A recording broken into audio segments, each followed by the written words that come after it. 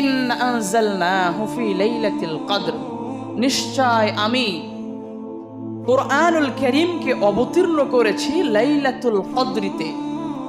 এবার লাইলাতুল কদরটা এটা আবার কোন মাস এ সম্পর্কে আল্লাহ রাব্বুল আলামিন কোরআন কারীমের মধ্যে বলছেন, শাহরু রমাদানুল্লাযী উনজিলা ফীহিল কুরআন, আমি রমাদান মাসে কুরআন অবতীর্ণ করেছি, যার মধ্যে রয়েছে স্পষ্ট প্রমাণ এবং বিশ্ববাসীর পথ প্রদর্শন, যাতে করে বিশ্ববাসী হেদায়েত হতে পারে, এক আল্লাহ রাব্বুল আলামিনকে চিনতে পারে।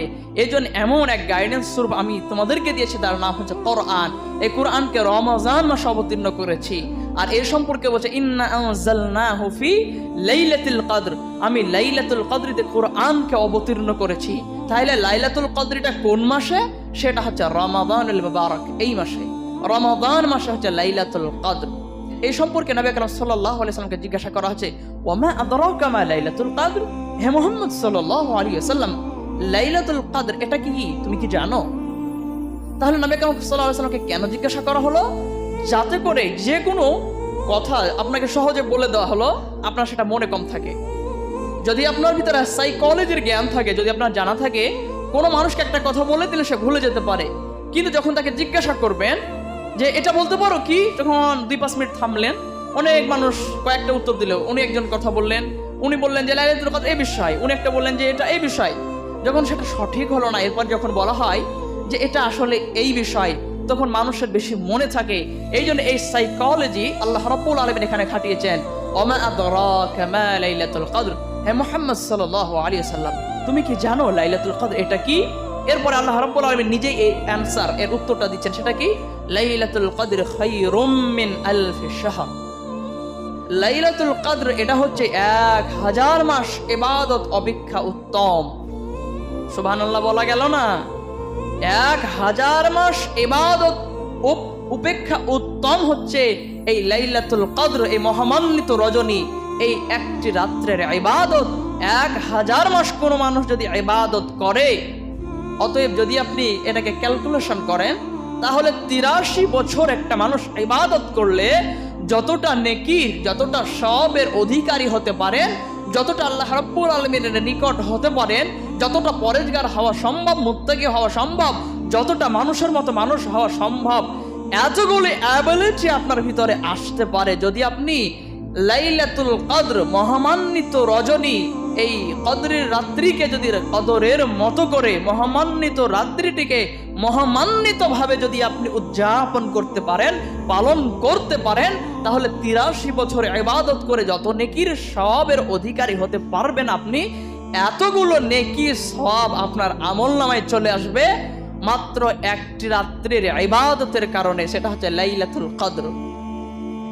এবার আপনি আমি হয়তো জিজ্ঞাসা করতে পারি, আচ্ছা ইমাম সাহেব, লাইলাতুল কদর তো একটা রাত্রি, তাহলে আমরা 5টা বিজয় রাত্রি কেন তালাশ করি, কেন খোঁজ করি? নবী আকরাম সাল্লাল্লাহু আলাইহি ওয়াসাল্লাম মানুষদেরকে জানানোর জন্য আসছিলেন যে আসলে লাইলাতুল কদরটি কোন রাত্রি। প্রথমত 2জন ব্যক্তি ঝগড়া করছিলেন। এই ঝগড়া থামাতে গিয়ে, তাদেরকে শান্ত করতে গিয়ে নবী আকরাম সাল্লাল্লাহু আলাইহি ওয়াসাল্লাম ভুলে গেলেন। তিনার মাথা থেকে সেই বিষয়টা অ্যাবসেন্ট হয়ে গেল, আউট অফ মাইন্ড হয়ে গেল, যে তিনি ভুলে গেলেন যে আসলে লাইলাতুল কদরটা কোন রাত্রি। এরপরে সাহাবাদের কাছে এসে তিনি বললেন যে আমি ঝগড়ার কারণে ভুলে গেলাম যে আসলে এই লাইলাতুল কদরটা আসলে কোন রাত্রি। তো তোমরা শেষ দশকের 5টি বিজোড় রাত্রিতে তোমরা তালাশ করো, খোঁজ করো, তার মধ্যেই কোনো একটি রাত্রি লাইলাতুল কদর। অনেক হাদিসে পাওয়া যায় সেটা হচ্ছে 29 রাত, অনেক হাদিসে পাওয়া যায় সেটা হচ্ছে 27 রাত্রি, অনেক হাদিসে পাওয়া যায় সেটা 25 রাত্রি, অনেক হাদিসে পাওয়া যায় সেটা 21 রাত্রি। কোনো ব্যক্তি, সাধারণ মানুষ তো আবার বেশি বোঝেন, হয়তো হাদিস পড়তে গেলেন, কোথাও পেয়ে গেলেন 29 রাত্রি, এই মৌলভী জানে না, 5 রাত খুঁজতে হবে না, 1 রাতে বাবা যায়, ওটা 29 রাত্রি, এমনটা বলবেন না। আসলে ওটা 5 রাতের মধ্যে কোনো একটা রাত্রি। অনেক উলামায়ে দ্বীন এবং ইসলামিক স্কলার, বিশেষজ্ঞরা তারা বলে থাকেন যে প্রতি বছর এই 5টা রাত্রির একটি রাত্রি হয় না। কোনো বছরে হতে পারে সেটা 21 রাত্রি, কোনো বছর হতে পারে সেটা 23 রাত্রি, কোনো বছর হতে পারে 25 রাত্রি, কোনো বছর হতে পারে 27 রাত্রি, কোনো বছর হতে পারে 29টা রাত্রি, এটা পরিবর্তন হয়। এই বিষয়ে অনেক ওলামায়ে দ্বীন এবং বিশেষজ্ঞ ইসলামিক স্কলারদের তাদের মত হচ্ছে একমত, এবং অনেক মানুষ অনেক স্কলাররা তারা বলে থাকেন যে না, সেটা একটি রাত্রি হয়ে থাকে, অতএব সেটা দুটোর মধ্যে একটা সঠিক হতে পারে। কিন্তু একথা সত্য যে 5টা রাত্রির কোনো একটা রাত্রি। যদি আপনাকে বলা হয় যে মাত্র 1 টাকা যদি রিচার্জ করেন, জিওতে যদি 1 টাকা রিচার্জ করেন, তাহলে লাইফ টাইম ফ্রি। এখানে যারা আমরা সম্মুখে যতগুলো মানুষ দেখতে পাচ্ছি, কেউ বলতে পারবেন যে ইমাম সাহেব এত বড় অফার আসবে আর আমি অ্যাকসেপ্ট করব না, আমি রিচার্জ করব না, আমি বঞ্চিত থাকবে? এটা যদি কেউ বলেন, এটা মেনে নেওয়া যায় ভাই? এটা বিশ্বাস করা যায়? আমি তো দূরের কথা, একটা পাগলও বিশ্বাস করবে না যে আনলিমিটেড ডেটা এবং কল ফ্রি লাইফ টাইম, তার সারা জীবন ধরে ফোন করবে, মেসেজ করবে, চ্যাটিং করবে, কোনো সমস্যা নাই, ইন্টারনেট ব্যবহার করবে মাত্র 1 টাকায়।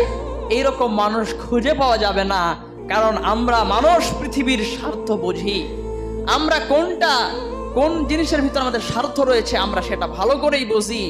কিন্তু হতভাগ্য মুসলিম, তোমাকে মহান আল্লাহ রাব্বুল আলামিন বলছেন যে লাইলাতুল কদরি একটি রাত্রি যাপন করলে 83 বছর ইবাদত করে তুমি যতটা নেকি সওয়াবের অধিকারী হতে পারো, একটা রজনী, একটা রাত্রি, একটা নিশা যদি তুমি আল্লাহ রাব্বুল আলামিনের দরবারে কাটাতে পারো, তাহলে 23 বছর ইবাদত করে যতটা সওয়াবের অধিকারী হতে পারো, আমি আল্লাহ রাব্বুল আলামিন তোমাদেরকে সেই নেকি বা সওয়াবের অধিকারী করে দিব। এরপরেও লাইলাতুল কদরিতে মানুষকে দেখতে পাওয়া যায় না, তারাবির সালাতে খুঁজে পাওয়া যায় না, কোরআন পাঠ করার জন্য মানুষ খুঁজে পাওয়া যায় না। তাহলে আপনি কি এটা বোঝেন না? আপনি যদি ওই 1 টাকা রিচার্জের কথা যদি আপনি বোঝেন, তাহলে এটাও আপনি বোঝেন কাল কিয়ামতের ময়দানে যখন নেকির অভাব হবে, আপনি আল্লাহকে কি বলবেন? আল্লাহ, আমাকে তো খুবই অল্প সময় দিয়েছিলেন, যে সম্পর্কে সূরা ফাতির 37 নম্বর আয়াতের মধ্যে মহান আল্লাহ রাব্বুল আলামিন বলেন, আওয়ালাম নুআম্মিরকুম মা ইয়াতাযাক্কারু ফীহি মান তাযাক্কারা জাআকুমুন নাযীর। যে আল্লাহ, তুমি তো খুবই অল্প সংকীর্ণ সময় দিয়েছিলা, তাতে আয় ইনকাম করতে, রোজগার করতে সমস্ত সময় নষ্ট হয়ে গেছে। আল্লাহ, তোমাকে ডাকতে পারি নাই, আমরা ভুল করে ফেলেছি, ক্ষমা চাইতে পারি নাই, আল্লাহ তুমি ক্ষমা করে দাও। সেই দিন আল্লাহ রাব্বুল আলামিন ক্ষমা করবেন না। যেমন আদম আলাইহিস সালামের সময় মানুষের বয়স ছিল 1800-900, নূহ আলাইহিস সালামের বয়স যেমন ছিল 900 বছর, অন্যান্য জাতির বয়স অনেক বেশি ছিল, কিন্তু উম্মতে মুহাম্মাদি জনাবে মুহাম্মদ সাল্লাল্লাহু আলাইহি সাল্লামের উম্মত, অতএব আপনি আমি আমাদের বয়স কত?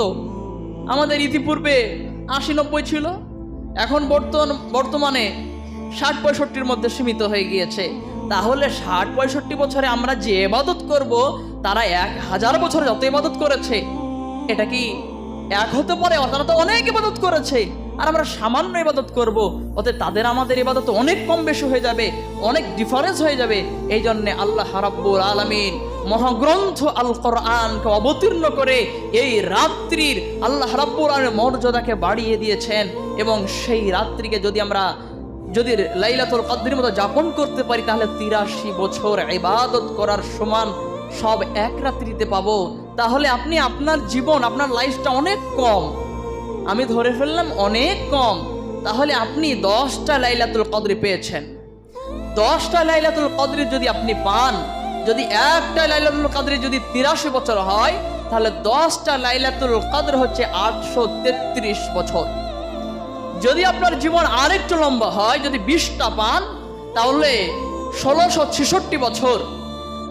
তাহলে 1666 বছর, অথবা 10টা লাইলাতুল কদর আপনি পেলেন, তাহলে 833 বছর ইবাদত করে আপনি যতটা সওয়াব পেতেন, আপনি 20 বছর বয়সে 10 বছর হওয়ার পরে 10 বছর থেকে আর 10 বছর, অর্থাৎ 10 থেকে 20 পর্যন্ত আপনি 10টা লাইলাতুল কদর বুদ্ধি হওয়ার পরে পেয়েছেন।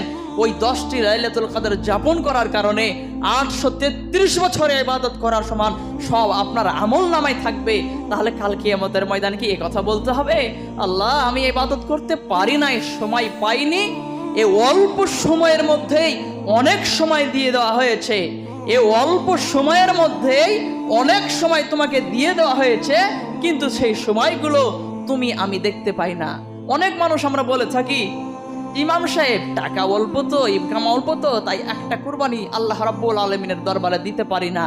আমি সে মানুষগুলোকে বলতে চাই, যেই মানুষগুলোর মানসিকতা এরকম, সেই মানুষগুলোর কাছে অনেক টাকা থাকলেও তারা একটা কুরবানি, একটা জান দিতে পারবে না। কেন? সাধারণ আপনাকে বলি, একটা পয়সাও খরচ হয় না, এরপরেও একটা উট কুরবানি দেওয়ার সময় নেকি হয়, আমরা সেখানে আসতে পারি না। সেটা কি? জুমার দিনে কেউ যদি প্রথম সময় চলে আসতে পারে, যতজন আসবে তাদের আমল নামায় একটা কবুল হওয়া, শুধু কুরবানি বলি নাই, একটা উট কুরবানি বলছি না, একটা গরু কুরবানি বলছি না, একটা কবুল হওয়া উট কুরবানি করলে যে স্বভাব পাওয়া যায়, এতগুলো সব আপনার আমল নামায় লিপিবদ্ধ করা হবে যদি জুমায় প্রথম সময় আপনি আসতে পারেন। সুবহানাল্লাহ। তাহলে আপনি তো 1 টাকাও খরচ হলো না, একটা কুরবানির সমান নেকি হয়ে গেল। আপনি আমি আসতে পারি না। একটি রাত্রি যাপন করলে 83 বছর ইবাদতের সমান সওয়াব পাওয়া যায়, আপনি আমি যাপন করতে পারি না। এই জন্য বাহানা করে নাও, সময় দেওয়া হয়েছে তোমাকে, বাহানা করে ফেলো। এ সম্পর্কে আমি আর সংক্ষিপ্ত কয়েকটা কথা বলতে চাই। আসিয়ামু ওয়াল কুরআনু ইশাফাআন লিল আবদি ইয়াউমাল কিয়ামাহ। কিয়ামতের ময়দানে নবী আকরাম সাল্লাল্লাহু আলাইহি ওয়াসাল্লাম ছাড়া আরো 2টা বিষয় কাল কিয়ামতের ময়দানে সাক্ষ্য দিবেন। তার মধ্যে একটা হচ্ছে সিয়াম, আর একটা আপনার কাল কিয়ামতের ময়দানে সুপারিশ করবে, সেটা হচ্ছে কোরআন।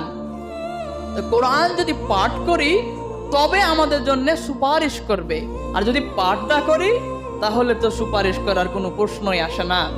তাহলে তলাবুল ইলম ফরিয়াদাতুন আলা কুল্লি মুসলিমিন, প্রত্যেক মুসলিমের উপর কোরআন শিক্ষা করা ফরজ। আরে সুন্নাত বলছি না, নফল বলি নাই, ফরজ করা হয়েছে। ফরজ মানে ওয়াজিব মানে কম্পালসারি, যেটাকে বলি যে তোমাকে পালন করতেই হবে, তোমাকে কোরআন শিক্ষা করতেই হবে মৃত্যু পর্যন্ত। আপনি বলছেন মৌলভী সাহেব আমার মাথায় ধরে না, আলিফ করতে করতে মরে যাও, কিয়ামতের ময়দানে বলতে পারবেন আল্লাহ মাথায় তো ভেজা, আপনি তো ভেজা, মগর ভেজা মে তো ভেজাই নাই ভেজা। আল্লাহ আপনি তো পৃথিবীতে পাঠিয়েছেন, তো মগজে তো মগজই পাঠাননি, অথবা আমার ব্রেনে তো ধরে নাই, আপনি পার হয়ে যাবেন। কিন্তু মৃত্যু পর্যন্ত একবারও বই খুলছেন না, মাথা পোষা।